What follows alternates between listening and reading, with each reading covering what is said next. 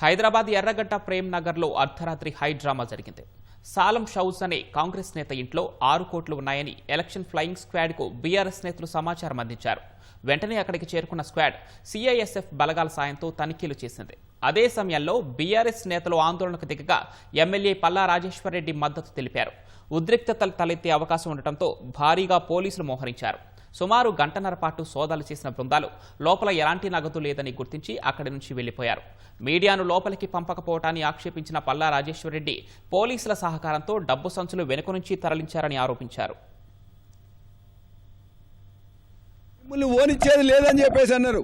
కనీసం కెమెరాలు లేకుండా ఒక 4 మీడియాని పంపించమని చెప్పేసి అడిగినాం. 4 కాదు 2 పంపిస్తామని చెప్పారు. 2 మీడియా మిత్రులు లోపల పంపిస్తే వాళ్ళు లోపల ఉన్న పోలీసులు మేము పైకి పంపించాం, రూమ్ లో ఓనియం, ఈ గేట్ వెనక ఉండమని చెప్పిండ్రు. చెప్తా మీడియా మిత్రులు గేట్ వెనుకుంటేంది, గేట్ ముందేంటేంది, మాకు కావాల్సింది లోపల ఉన్న దగ్గర పోవాలని చెప్పేసి అంటే మీడియాని కూడా అలో చేయలేదు. మా యొక్క నాయకులు ఎవరైతే రవీందర్రావు గారు, తక్కెలపల్లి రవీందర్రావు ఎమ్మెల్సీ ఇంటికి, మా ఎమ్మెల్సీ మా యొక్క ఎమ్మెల్యే ఇంతకుముందు మాజీ ఎమ్మెల్యే మరి జనార్దన్ రెడ్డి ఇంటికి ఏమి దాని యొక్క సెర్చ్ వారెంట్ లేకుండానే లోపలికి అందరు పోలీసు వాళ్ళు వచ్చిండ్రు, కెమెరాలు తీసుకొని వచ్చిండ్రు, మీడియాని తీసుకొని వచ్చిండ్రు.